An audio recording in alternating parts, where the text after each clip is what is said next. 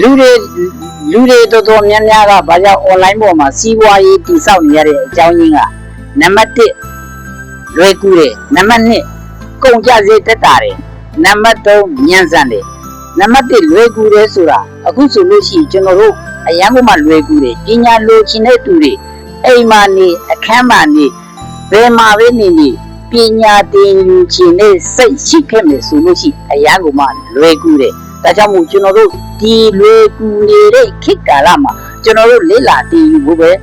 လိုတယ်အခုဆိုလို့ရှိရင်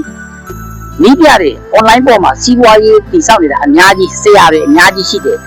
နီးပြတွေပညာပို့ချပေးနေတယ်ကျွန်တော်တို့လေ့လာသင်ယူခြင်းနဲ့စိတ်တစ်ခုရှိုံနဲ့ကျွန်တော်တို့လွယ်ကူစွာအောင်မြင်ချမ်းသာလို့ရတယ်နံပါတ်2ဆိုလို့ရှိရင်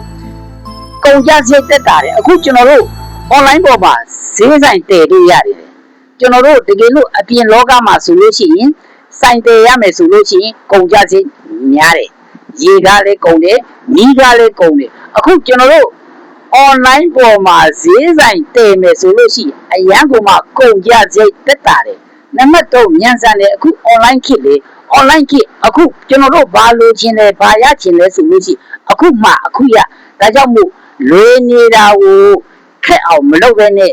ခက်နေတာကိုလွယ်အောင်လုပ်ကြပါအားလုံးကျေးဇူးတင်ပါ